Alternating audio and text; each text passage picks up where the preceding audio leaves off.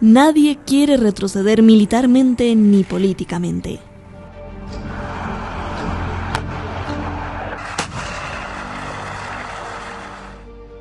Al contrario, las cosas se ponen mucho peor. Estados Unidos amenaza con sancionar económicamente a Putin. Además, no descartan sacar a Rusia del sistema mundial de transferencias bancarias SWIFT. La economía rusa sería golpeada. Todo esto si Putin invade Ucrania o quiere invadir Ucrania. Putin dice que no quiere para nada invadir Ucrania. Peor aún, las sanciones podrían ser tomadas como un ataque, una declaración de guerra o un rompimiento total.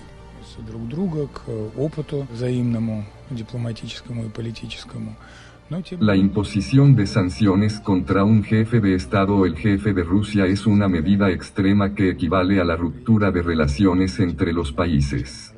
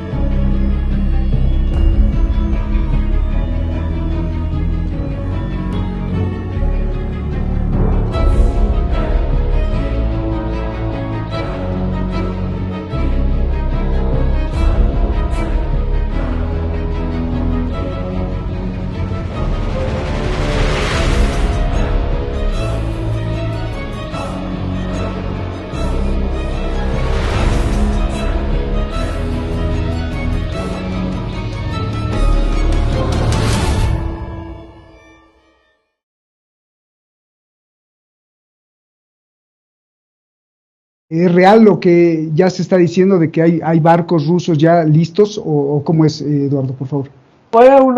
Fueron varias noticias que salieron exactamente hace 2 días por la noche, cuando acabó la primera conversación de ahí a la segunda.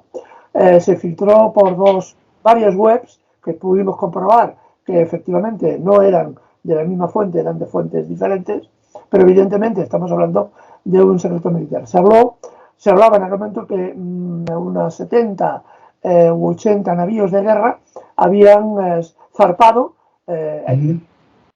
cargados de armas de todo tipo, sin contar los submarinos que en este momento me imagino que están dispersos por todos los mares posibles, ¿no?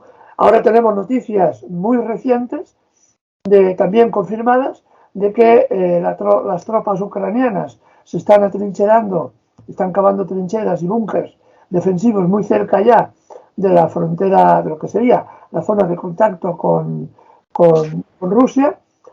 También se ha comprobado, y es cierto, porque la OCE, los observadores internacionales lo han podido comprobar, el desplazamiento de artillería pesada ucraniana hacia la frontera, y también a su vez que ayer salía también una noticia confirmada de que unas pocas unidades blindadas ucranianas se habían presentado a 300 metros de lo que era la línea de contacto. Estos son datos menos los del tema de barcos, que está en duda, porque las fuentes son varias, aunque lo han confirmado, había que esperar la propia explicación del Ministerio de Defensa del Ministerio de la Guerra ruso.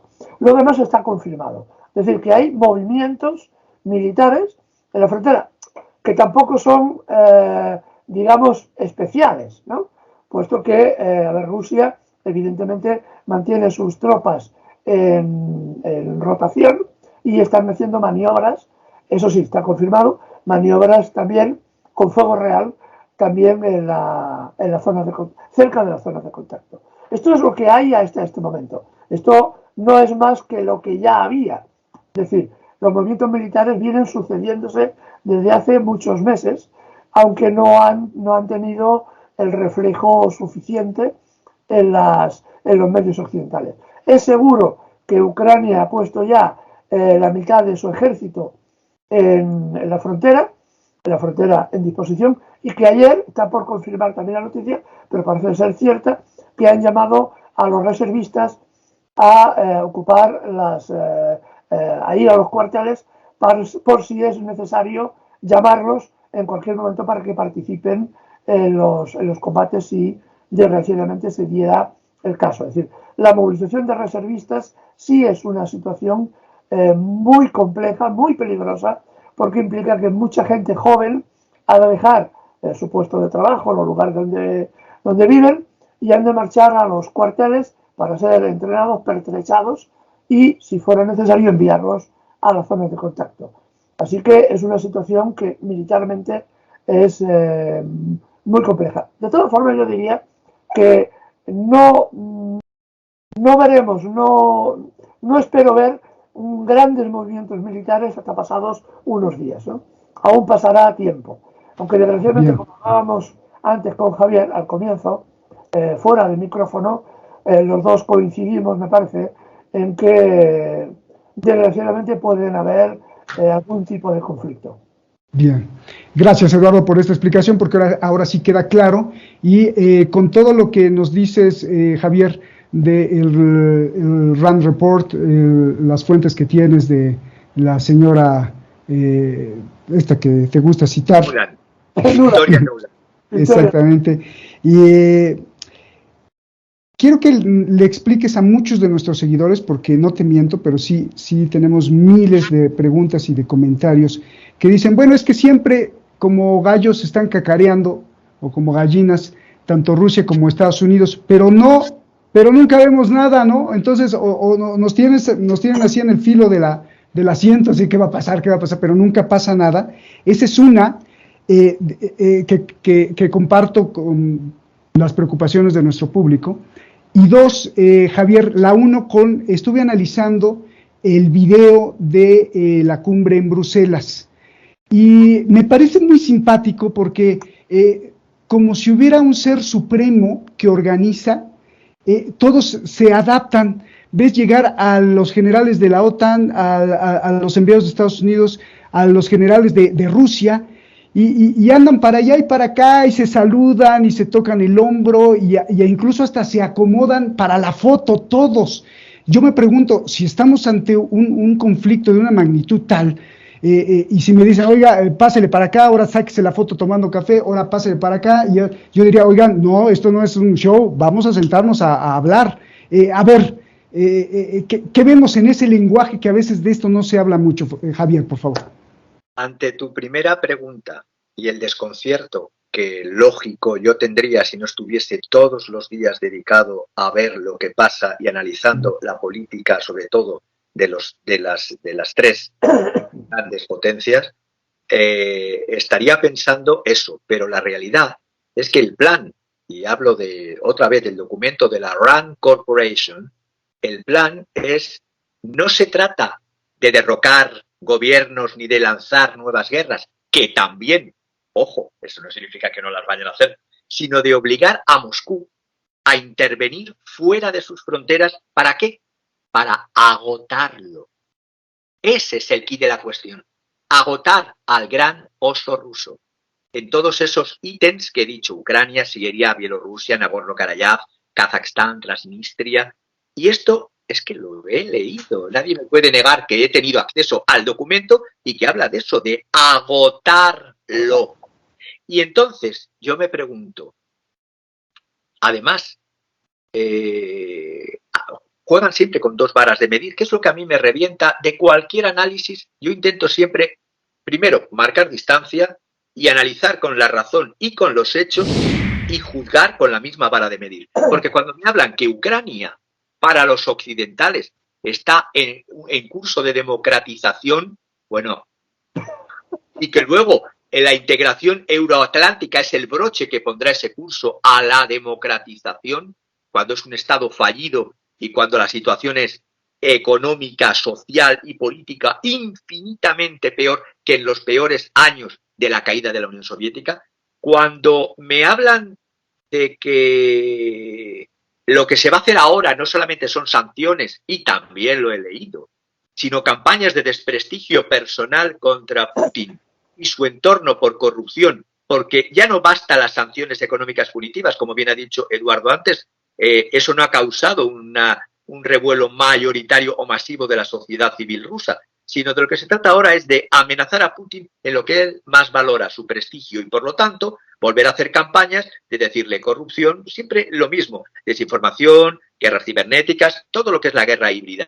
Pero si yo fuese el presidente Putin, y lo mismo me está escuchando, yo simplemente le diría, presidente Putin, ya está bien la diplomacia, por supuesto, está bien las buenas formas, los abrazos de militares rusos y de militares de la OTAN, también se venden más armas con todas estas historias, y los lobbies de las armas viven, el mundo es un gran burdel de venta de armas. Entonces, lo que le diría, con eso estoy respondiendo y voy a terminar con lo de la segunda pregunta, le diría simplemente, bueno, tanto le preocupa a la OTAN los misiles SSC-8, también llamados 9M729, llamados Novator o Novator, que están en Kaliningrado, la antigua Königsberg.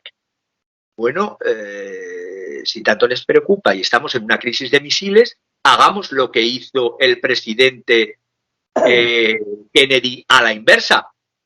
Si tú me colocas, decía el presidente Kennedy a Khrushchev, si me colocas misiles en Cuba, aunque ellos ya habían puesto misiles en Turquía contra la Unión Soviética, ahora yo diría, bueno, si tanto me tocáis a que baile el oso ruso puede írsele el dedo de algún misil en Kaliningrado. Y si se va un misil de Kaliningrado, no va a haber que hablar de gaseoducto Nord Stream 2 ni Nord Stream 1 porque van a desaparecer. Claro. Entonces, muchas veces no basta con quitarse el zapato y dar sobre la mesa. A veces hay que hacer un tour de force, un pulso, y hay que hacer la inversa de lo que hizo en este caso Kennedy y se llevó la gloria. Cuando tú cercas a el que se supone que es tu enemigo, que es lucha entre una oligarquía de corporaciones transnacionales frente a un presidente autoritario que mantiene en territorio nacional los recursos nacionales, eso sí, con una cierta internacionalización. Por lo tanto, esta crisis de misiles, como bien ha dicho Eduardo, solo tiene una salida, forzando la máquina. Y forzando la máquina, es decir, y he puesto un ejemplo, escúcheme, señor Putin, misil SSC-8, Kaliningrado. ¿Qué dirá la pobre Unión Europea? ¿Qué dirá Alemania? ¿Qué dirá Francia? Porque el Reino Unido ya bastante tiene con su embrollo dentro del propio Partido Conservador contra el presidente tan especial que tienen en Reino Unido. Entonces, desde esa perspectiva, yo creo que la solución, menos ya cumbres que nos están a todos creando entre los miedos que nos meten con la COVID para arriba y la COVID para abajo y los contramensajes, y los miedos incapacitantes que nos meten de guerra sí, guerra no, por favor resuelvan de una vez, que para eso están cobrando unos y otros, y que van a seguir vendiendo armas, porque repito, vivimos en una economía neocapitalista financiera del burdel, ya sea de narcotráfico, ya sea de las armas, ya sea de conflictos por aquí y por allá, siempre en nombre de la democracia. Claro, qué buena explicación, y justamente eso me venía a la mente cuando veíamos, hicimos un programa anterior sobre Kazajistán, y bueno, pues subió el uranio, ¿por qué? Porque se mueven todos los mercados, ¿no? Bien, a ver, querido Eduardo, las basas, las cartas de negociación, las monedas de cambio, hay muchísimas, desde el acuerdo nuclear iraní, desde el Nord Stream 2, de los misiles hipersónicos, los misiles de los que hablaba Javier, la ruta de la seda incluso, Crimea, la fragilidad sociopolítica de Estados Unidos. O sea, hay muchísimas cosas que pueden ser como monedas de cambio a la hora de la negociación, de decir, no, bueno, quítale aquí, tú ponle acá, dale para allá, sobre todo esto de la ruta de la seda y el acuerdo nuclear iraní, que está como ahí empantanado, pero que todo esto puede jugar ahí en este juego de póker. Por favor, Eduardo. Sí, podría jugar en otras circunstancias. En las circunstancias actuales, y hemos de verlo desde la perspectiva de la geoestrategia de Estados Unidos. Estados Unidos, lo hemos repetido más de una vez y estamos todos de acuerdo, es una potencia declinante. Es una potencia que ya no tiene la capacidad que tenía antaño, es una potencia que va perdiendo progresivamente capacidad de intervención. La huida de las tropas norteamericanas de Afganistán es una evidencia palpable de que ya no puede controlar todo lo que antaño era capaz de controlar y necesita reafirmar su posición de dominio, y para ello necesita un golpe de fuerza, ¿no? Que es lo que está planteándose precisamente con el tema de Rusia. El problema de Estados Unidos es que tiene dos grandes problemas ahora mismo. Bueno, tiene muchísimos problemas, no dos grandes problemas, tiene muchísimos problemas. Yo apunto dos. Uno, la fractura interna social, que es de una profundidad enorme. Hace muy pocos días el expresidente Carter hablaba de la posibilidad de una guerra civil en Estados Unidos. Son palabras mayores. No un conflicto racial circunscrito a un departamento, a un estado o a una parte de un estado. No, estamos hablando de conflictos sociales en Estados Unidos con una población, como ya sabemos, que está más que hiperarmada, ¿no? Que eso lo haga o lo diga un expresidente de Estados Unidos es una cosa que hay que tomársela con mucha seriedad. Apuntando en esa medida, tres generales también en el retiro, hace poco, que habían pasado el retiro, unos 6 meses, 7 meses, abundaron en la misma idea, ¿no? Planteando que la crisis social, el enfrentamiento social en Estados Unidos podía llevar fácilmente a una guerra civil. Ellos hablaron directamente de guerra civil, ¿no? Esto es un elemento también importante porque para los gobernantes, para Biden en este caso, que además es un gobernante débil, frágil, que yo dudo mucho que controle realmente lo que está pasando en su país, lo hemos visto con algunas reuniones con altos dirigentes políticos mundiales, como se dormía en las conversaciones, ¿no? Lo cual da un ejemplo y una imagen absolutamente pésima del país. Pero yo dudo mucho que este hombre, realmente, este presidente, controle la situación, ¿no? Entonces, ¿qué estamos viendo? Que necesita Biden, y la gente que lo rodea, necesitan un golpe de fuerza que de alguna forma les compense de la derrota militar en Afganistán y de la derrota militar que se anuncia también en Siria, porque evidentemente las tropas estadounidenses que ocupan ilegalmente el norte de Siria, una parte del norte de Siria, están siendo atacadas día sí y día no. Y esto es también otro elemento importante, ¿no? Que por ello están intentando llegar a un acuerdo con los iraníes para que en su mentalidad estos dejen de apoyar a los grupos que están machacando diariamente a las tropas norteamericanas. Ahí también hay un juego de balanceo, ¿no? Pero esto es lo que pretende Biden. Biden quiere reforzar su posición política y del grupo de poder que le rodea, empujando continuamente y plantando la idea en Occidente de que le han doblado el pulso al señor Putin, ¿no? Y esto es uno de los problemas. También, como decía Francisco Javier, el tema de la venta de armamentos en España, en nuestro país, y él lo sabe también como yo, es una cuestión ahora mismo increíble. En una situación de recesión económica, con muchísimos problemas que tenemos, el gobierno español ha decidido que invierte 2.600 millones en la compra de 22 aviones Typhoon, Eurofighter Typhoon, supuestamente para defender las Islas Canarias, cuando todos sabemos que ya están casi preparadas las bases en Bulgaria para que estos aviones, cuando lleguen, en el momento en que lleguen, serán transferidos directamente a la OTAN y serán enviados a Bulgaria. También estamos invirtiendo enormes cantidades en submarinos, en una serie de submarinos que están demostrando además que tienen graves problemas técnicos. Se están renovando los helicópteros de ataque invirtiendo 1.800 millones. Y mientras, el tema de las pensiones, que es un tema que conozco perfectamente, en el tema de pensiones se nos está diciendo a los pensionistas con pensiones de hambre en este país que tienen que resignarse porque no hay más dinero. Hay dinero para comprar cacharritos y juguetitos militares para que los militares estén contentos y enviarlos, porque no van a defender ni siquiera el territorio nacional, sino enviarlos al... Eduardo, perdón, ¿las Islas Canarias defenderlas de qué? ¿De un ataque extraterrestre o qué cosa? Esa es la gran pregunta. ¿De qué las van a defender? No sabemos. El argumento del... A mí me llamó mucho la atención porque el argumento del gobierno fue para defender las Islas Canarias con 22 aviones, ¿no? Bueno, ¿defenderlas de quién? ¿De las pateras? La pobre gente que se muere en el camino. Claro, a ver, todos sabemos que ahora, por ejemplo, el ejército español tenía tropas en Lituania, tenía unos 12 aviones en Lituania.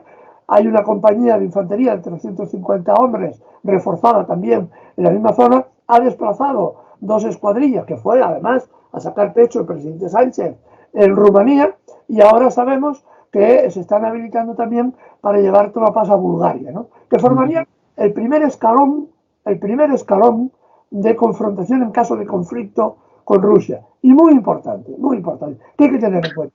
Declaraciones del ministro de Defensa ruso no hace más allá de un mes. Las explico muy sucintamente. Dijo que en caso de conflicto, ellos no solamente se defenderían de los barcos o aviones o que fuera que los atacara, sino que considerarían enemigos los sitios de donde partiesen.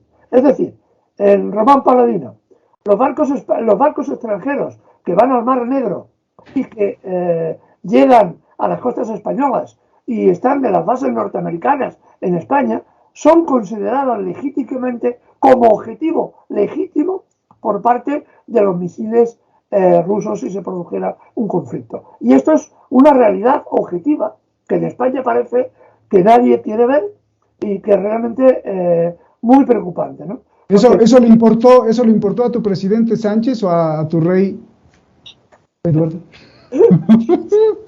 No, realmente es asombroso, ¿no? Porque a mí me dicen, ese es el gobierno más progresista de la historia. Y dicen, hombre, pues mira, en el tema de la guerra y de la paz, es un tema...